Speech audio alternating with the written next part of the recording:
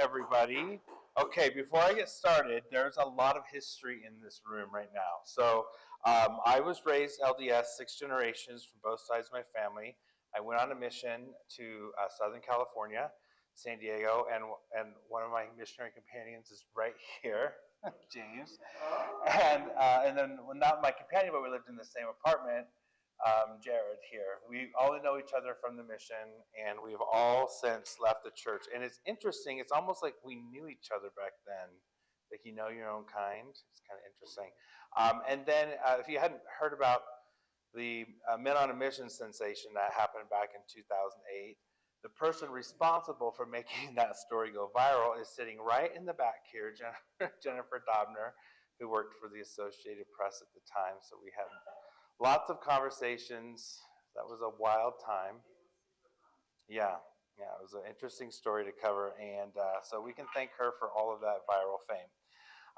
So a lot has happened between that moment of being stripped of my religion, being stripped of my degree.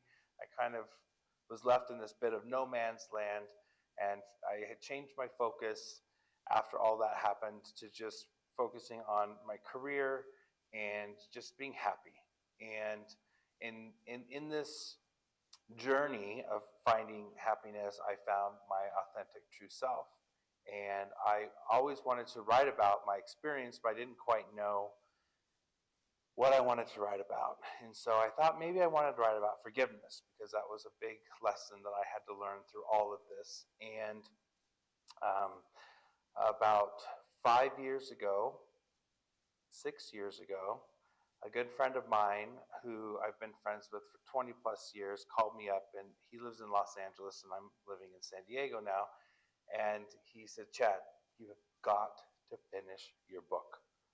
And at this point, it had been, gosh, I don't know how many years, 10 years have gone by since I started this book. So he drives all the way down with one of our other friends and sits down at my dining room table and starts to kind of like brainstorm this book. And I had a title for the book. And I looked up the title on Amazon, and somebody else had written the book. The exact concept, the everything. And I'm like, well, that's interesting because my grandfather used to always tell me that if you have a really good idea and you do not act on it, somebody else is going to somehow lasso that idea out of the sky. They're going to do your idea. And that is exactly what happened. But I still wasn't convinced that forgiveness is what I wanted to write about. So that night after they left, I was kind of just sitting alone in my thoughts, almost like meditating, and I kept asking my inner like voice, like, what is it that I'm supposed to write about? I know I need to write a book. And this like voice spoke to me, and this voice has spoken to me like 3 times in my life. And in this moment, she said, it's called the law of zero. Now, I got up because I had never heard that term before in my life, and I did a quick Google search and found nothing.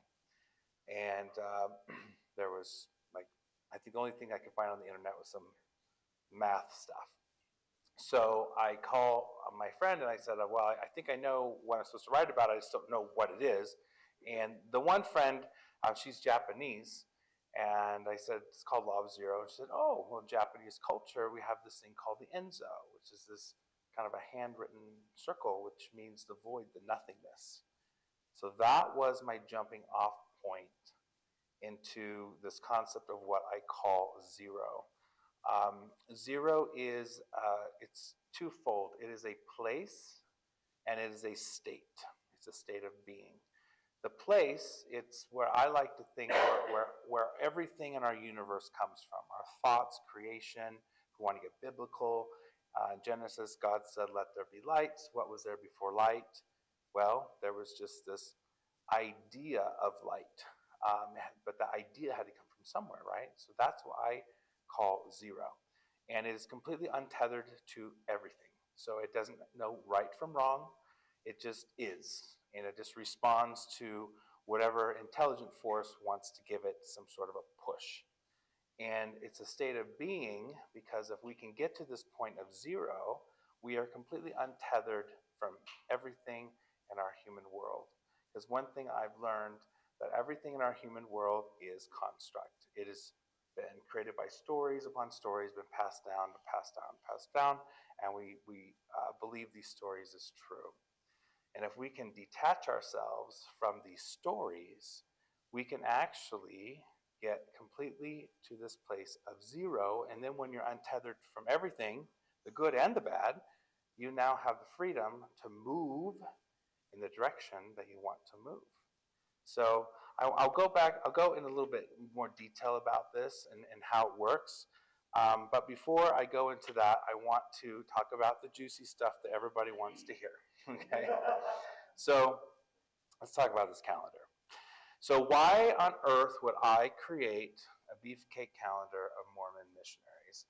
Well, it all started when I was a missionary, and there was this rumor that went around that Playboy had like ranked Mormon missionaries up there with like UPS drivers as the sexiest men in uniform. Is it true? I don't know, but it was a rumor, and it was a rumor that made me feel a lot better about wearing that stifled white shirt and little name badge go by Elder Hardy.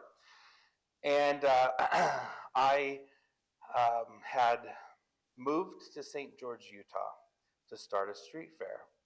And this was about 2005. And I got the city to back me up. They gave me the street access, and all of a sudden, I have this successful business in St. George, where every Thursday night I can close the street down, bring in vendors, music. And if you hadn't been to St. George lately, it's a little bit better now, but back then there was nothing going on. So this was like the first of like something fun that the community could come together, and I was really excited to be a part of it. And it didn't take long for the what I call the fifth generationers, the ones who have been there for all these generations of southern Utah, to not like the fact that somebody from the outside is coming in and creating this event on their street. And especially those who own businesses down on that main street, they felt like they should have a little bit more control or say, which, I understand that. So we created this committee. And all the committee was a screaming match. We go every single week to meet these people. You can't make them happy. And what I realized, what they didn't like about the street fair was me, because I'm gay. And that doesn't align with their community and their beliefs. They had no idea I was a sixth generation Mormon. They had no idea that I went to BYU, none of it. Because they never once asked me anything about myself. They just made assumptions. Well, one day I get a phone call from the city manager, and he's like, I think you should come to the city council meeting tonight. So I had like an hour or so to prepare and go, and he just says, trust me, you just want to go. I go there, and there was all of the retailers from downtown, their little association, and they all had little easels like this with pictures from my MySpace pasted all over it, from my house parties to whatever I'm doing. Maybe I had a drink in my hand, I don't know. And they pretty much did a whole presentation to the city council that I don't represent the community. And then they had the police chief get up and lie and say that there's been arrests every Thursday night. I know it was a lie because I went and asked for the police records, and there were none. And then when I confronted him, he pretty much, gaslit me, and it's like, are you calling me a liar? It was like, so it turned into this very ugly situation very quickly. Long story short, I got put out of business. They took away my business license, and then those very same people turned around and tried to start the event on their own. So it left me with no income, and I had put everything I had into this event. So I laid in bed for 6 months running hurt. I was so mad. I couldn't believe that they would do this to me. I hired a private investigator to go down and talk to the people to find out what was really going on. And the resounding message was, we don't need his kind in our town. So imagine what that would feel like. So I laid in bed, and one thing I was really good at my whole life, and my grandfather taught me this, and I talk about it in my book, which is here, by the way, Law of Zero. If you haven't had a chance to pick it up, it's out. He always talked about law of attraction and manifesting things. So I was always really, really good at manifesting things, and I always felt like I had like this magic with me my whole life. And that was the first time in my life that I felt like I had no magic. I could not get myself out of bed. So what I want to do is read from the book um, the moment that got me out of that dark place. So Zero is the creator of everything. And looking back, if I had harnessed the power of Zero to clear space and align with the successes that brought me to St. George, then I had also used Zero to create all of the drama when the St. George mob came for me. I allowed a cyclone of victimhood to form instead of remaining true to my principles and directing my power toward maintaining emotional control. We can't control every situation life throws at us, but we can control how we react to them. It's like facing a real life cyclone. You can't just grab that fire hose and try to push it back. Despite feeling powerful and invincible, some basic laws of physics are still in play, and the cyclone will come out on top. So when we find ourselves in the path of negative energy cyclone, what do? We seek shelter. We don't feed into the negativity or let it consume us. Instead, we let it pass and then carry on with our lives. It all boils down to choice, and it begins in the mind. Our minds are powerful tools, and how we engage with life's storms starts right there. At that moment, I became aware of what I'd done. I created a pit to wallow in. I couldn't see a way out because I had buried myself with my own pain. I knew that even the simplest thoughts can tremendously impact your emotions and behaviors. I'd allowed the toxic experience of St. George to mingle with the other traumas of my life, producing a perfect storm of ruminating thoughts. My mind had begun to narrate a mantra of self doubt, pity, and despair. I'm not worthy of success and happiness because of who I am. Life is not fair and especially cruel to me. Those who hurt me need to pay for what they've done. I'd allowed these thoughts to materialize into my entire reality. I suddenly realized that this is what rock bottom looked like. The only way out was up. I needed to switch into a completely different lane and build myself a ladder out of this pit I had dug for myself. So I decided to take the first step toward the light. I would get out of bed and walk the canyon I'd grown to love.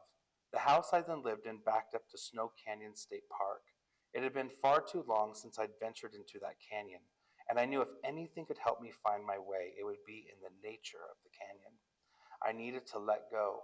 I had to pour out all this negativity and release it to the canyon walls. As soon as I parked my car at the trailhead, the gravity of everything I'd been through engulfed me. I began to sob uncontrollably. I struggled to the trailhead, where I let out a tremendous scream, empowered by the unstoppable flow of tears. I roared all the emotions that had kept me in bed for the past 6 months into the canyon. I released my feelings of how cruel life had been to me.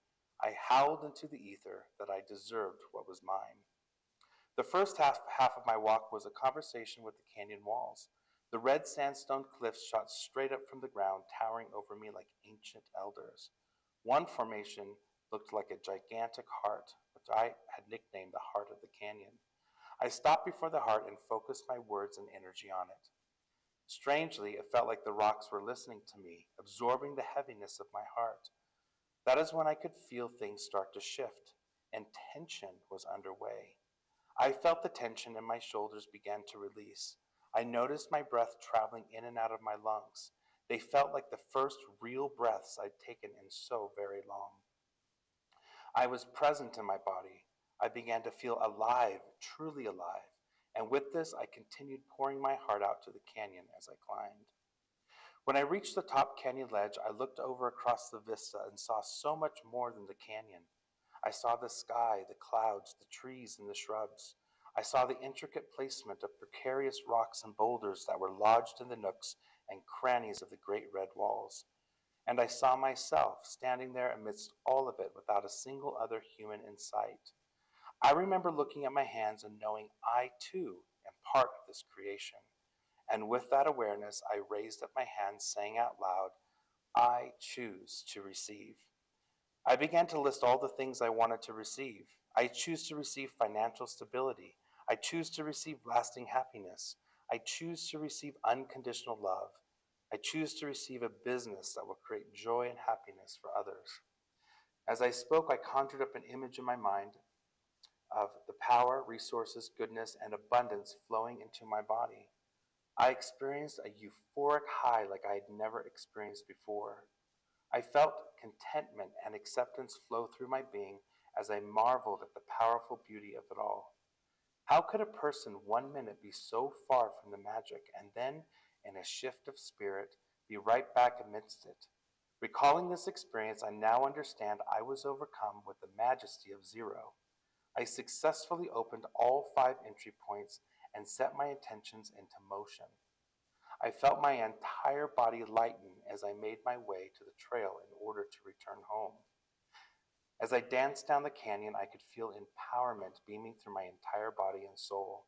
I felt magnetic, unstoppable. With this excitement flowing through me, not an ounce of fear remained. Convinced everything I just said out loud was on its way to me at warp speed, I was reborn. Sooner than I could have imagined, the magic of zero would prove fruitful yet again. When I returned to my house, I opened my laptop to find a new email from my past client, Daybreak. Fortunately, they needed my services again and they were moving into phase 2 of the development. I couldn't believe it. The email came in while I had hiked in the canyon. Here it was, my first step back to financial stability, my first sign that zero was at work with me once again. I called the client directly and we quickly negotiated a deal. I immediately moved back to Salt Lake City to produce all their events over the summer. They wired me in advance overnight to get started. I was far from where I needed to be emotionally as I nursed my wounds, but I had taken my next right step. My words in the canyon and the intention behind them had found their way, and that was enough. Just enough. So from there, I came back. If you're familiar with Daybreak, I was actually hired to do their grand opening when they first opened, and then they came back, did the whole second phase of events. And that made me enough money to get to Las Vegas and start my team building company, which I do now, which is adventure games. Been doing it all these years. Well, I still was running pretty hurt. I would ruminate about how unfair I was treated and the money I lost. I mean, I was never going to get that money back. So one day I was watching like Good Morning America or something, and there was this Marine on there advertising or talking about his beefcake calendar for Marines that are raising money for charity. And I thought, and then that idea from my mission came back. What if we were to do a calendar of Mormon missionaries? Ha ha ha. Didn't think much about it. Later that night, friends were over for dinner. Told them about it. They thought it was hilarious. I go to GoDaddy. I type in mormonsexposed.com, and then I couldn't unsee it. It said mormonsexposed.com, available for purchase. Would you like to purchase? Well, yes, $7.99, done. And then went about my day. The next day, I found myself driving down Orville in Las Vegas, kind of industrial area. My friend owned a prop shop, Vegas props. I walk in, and first, I don't even know why I was there. I was there. And I told her my idea.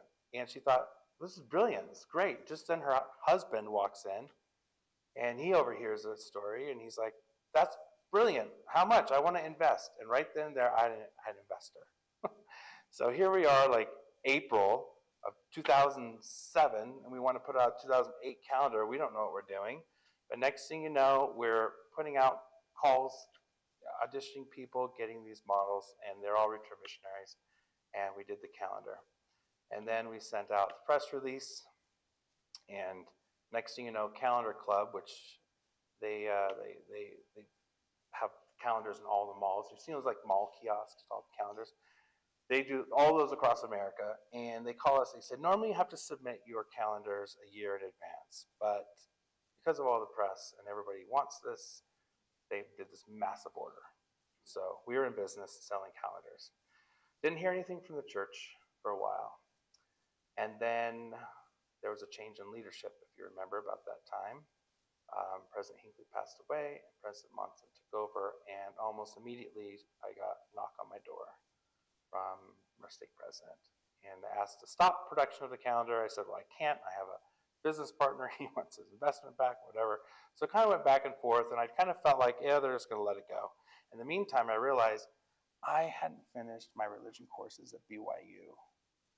And if you haven't been to BYU, you can't get out of those courses. There's no way to be like, just don't worry about them. Nope. So I thought I better finish my degree. So I get online and I'm taking my online courses. And it started getting a little crazy.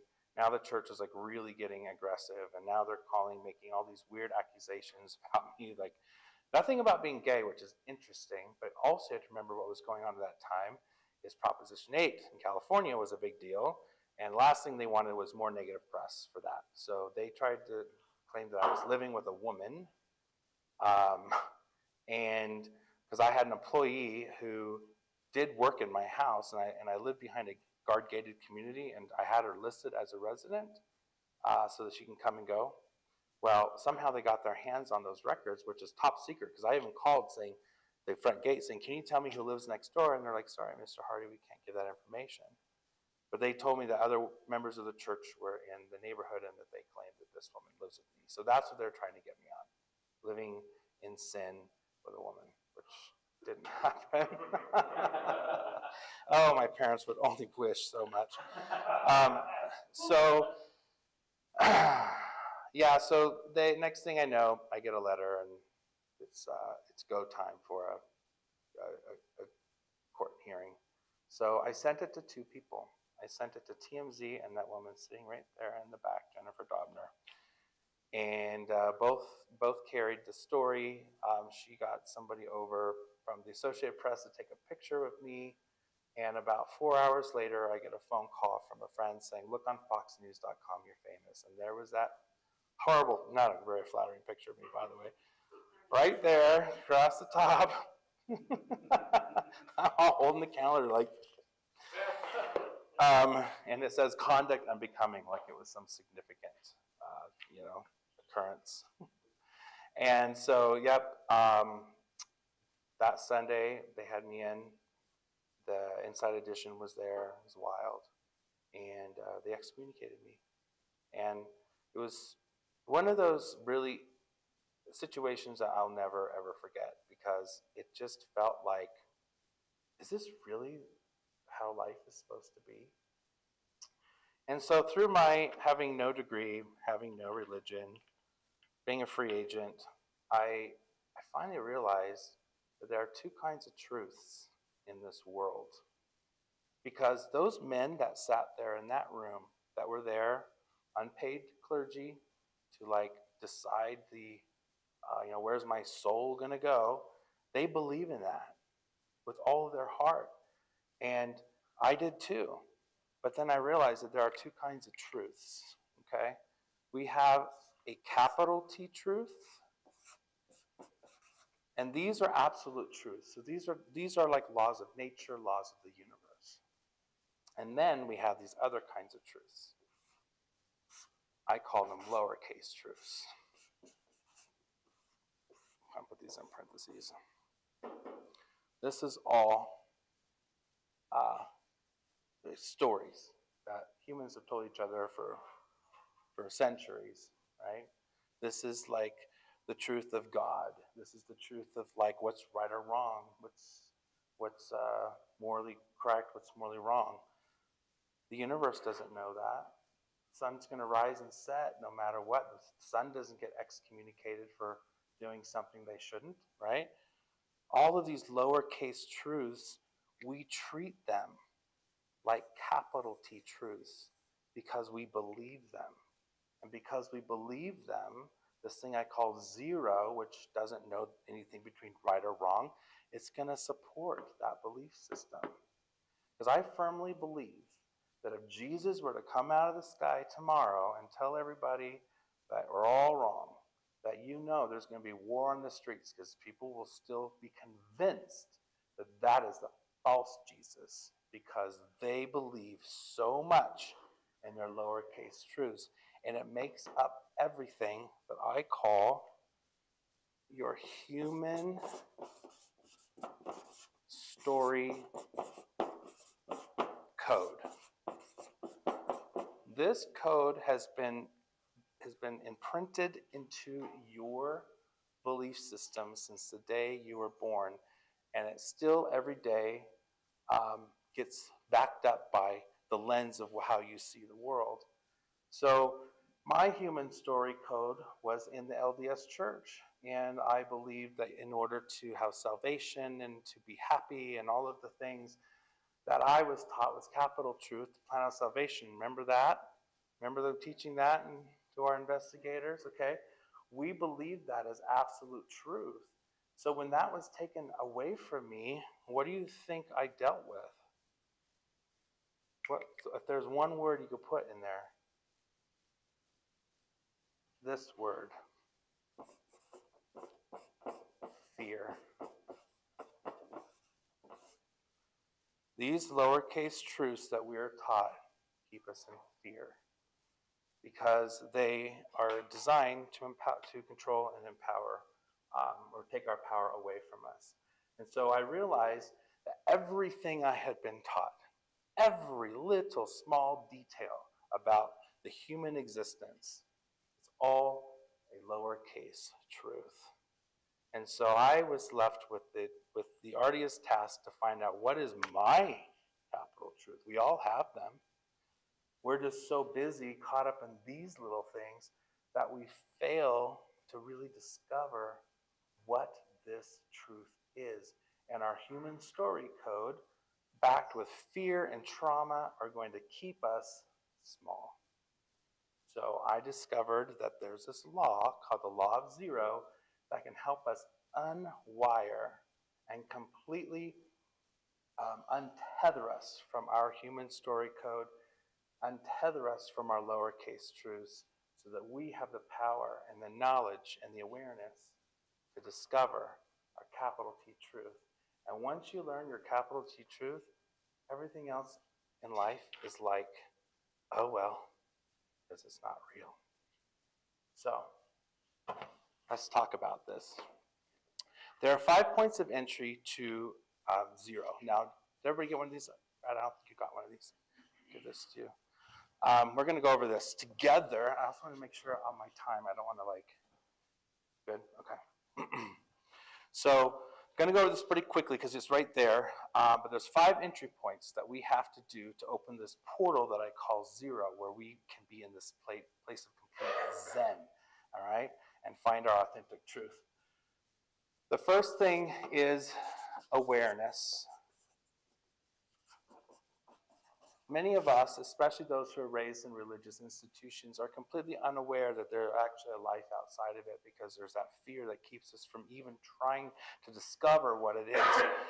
And so if we can crack this egg open of awareness, we're going to start finding a lot of things, and it's going to be a little bit uncomfortable. All right, this is when we're aware that maybe we're not living authentically, maybe something that we want in our lives, that we really want it, but we didn't think we were worthy of it. Well, it starts with awareness. The next one on the list is secure, and I write like a doctor, by the way. This is why I gave you all one of those cards. All right. So secure alignment. All right. So we have to get in. Once we're aware of what we want, we need to be in alignment with the things that we do want. So if we're realizing we're in a career that's not satisfying, well, we better get in alignment with the career that is. And a lot of times that means that career is going to go away, which could be uncomfortable for a minute, but we just have to hold firm, right? Just know that that's zero at work, that's zero rearranging things, rewiring your human story code. All right, so you get in alignment with what it is, once you kind of know what you want. And then, if anyone's familiar with the law of attraction, this is the law of attraction right here. You're aware of something you want, and then you put all your positive energy, your vision board. That's the law of attraction. Now we're going to go on the part of the law of attraction that we don't talk about because it makes people uncomfortable. And that is take ownership. This is where you have to take ownership of everything in your life. The good, the bad, your successes, your failures, all of it. Even the things that happened to you as a kid, like let's say you were abused, because I was, okay? You have to take ownership of the fact that that is your story that happened to you. You own that story. Even though you don't like the story, you still have to own it. Like, I didn't love the fact that I was gay when it went against everything I was taught, but I still had to own the fact that that's just who the hell I am, okay? So once you take ownership of it and take ownership of your part in everything, you now take power over all of those things in your life, the bad things that we don't want. And this is usually where like victimhood gets stuck, right? Because we want to blame everything and everyone for all the bad stuff that's happened to us, right? And it's not just people; it's situations. Think about the people who lost all their homes in those fires, or the people who lost their homes in these hurricanes and tornadoes and all the crazy stuff that's happening in our world right now. These earthquakes in Mandalay, you know, those are out of our control. But you can still take ownership of it and say, well, that's my story that happened to me, all right? And now you're going to do the most superhero thing you can ever do. And that is release to receive. This is when once you can own it, you can release it. You can't release what you don't own. So until you have the power to say this is mine, you can't really truly release it because it's kind of like if you're renting a house, you can't sell it. But if you own it, you can, right? So release to receive, and this is, if you want to call this forgiveness, fine. But it really is about letting that stuff go so that you can make room for what you want to be in alignment with. And a lot of times when we feel like we're working towards a goal and we're hitting a wall, why? Well, maybe you should spend some time in this release to receive entry point, because if you're unwilling to let go of your story that is no longer in alignment with your authentic self, you're going to keep getting sucked back down, like going back down the toilet. It's like, all right, you got to let it go, release it, so it no longer has power over you anymore, which is the last entry point. Engage power. Engaging power is actually just doing the work, okay? It's just going out there and staking your claim and saying, this is my life, and I'm going to live it to my divine, authentic design. And you don't have to do this. Doesn't have to be done in this order, because you could be really busy taking ownership here, and you have this green light open here, and then you realize, oh, wait a minute, there's still more I need to take ownership of. I forgot about that happened to me. So you go back to awareness, and you figure out what it is, and then you go over here, and you're like, okay, I need to release that trauma that happened to me, because I no longer want to let it to have any control over me, because I want to make sure I stay in alignment. And in doing all of this, doing the work, you're constantly engaging your power. And then once you greenlight all of these 5 entry points, that is when the magic happens. And 0 starts to work for you in perfect, pure form. It's working for you right now. It's worked for you your whole life. If you look back and connect the dots backwards into your life that got you here right now, the good stuff, the bad stuff, all of it, you've created all of it. Somehow, somewhere, you have to take ownership of the fact that you did it. And if you created all the good stuff in your life, and then there's some bad stuff in your life, guess what? You can also just focus on creating the good stuff. Get rid of the bad stuff. It's not serving you anymore. It's just holding you back in this release to receive entry point. So it's all this stuff underneath the surface. So here's our water right here. Here's the top tip of the iceberg. This stuff seems pretty easy. Gauge your power, awareness, secure alignment. This is, you read The Secret. This is the secret. This is the stuff that's going to make all of this unspoil. Okay? So I was very good at manifesting my whole life, but I was very good at ruining all of it. And it's because all of the things down here would creep up and spoil all the beautiful things that I would create in my life. And now that I have this, it's not like it's a one fix all. It's like you got to go to the gym every day if you want to keep your body healthy. Every day I have to work at this. And if there's something, if I've been feeling like lately, I've been feeling a little depressed lately. I'm like, what is it? What is it? So I kind of went in here in awareness, like, what? And then I realized that some of my recent behaviors are not in alignment with my authentic self. So of course I'm going to feel like crap. So the hard part is changing those behaviors. It takes willpower. And zero only asks one thing from you, and that is your will. Okay. So this is zero in a nutshell. I talk about it in great detail, lots of juicy stories in this book. If you want to pick one up, they're on Amazon on sale right now. So if you want to pick it up there, you can save yourself a little bit of money. And the audiobook is out too. If you didn't get enough of my voice for this last hour, you can get 10 more hours of it on audiobook. All right, questions. Open up for questions. Everyone's like, oh, now I have to do. What's that? No, just now, random. This is in the moment. You feel the spirit.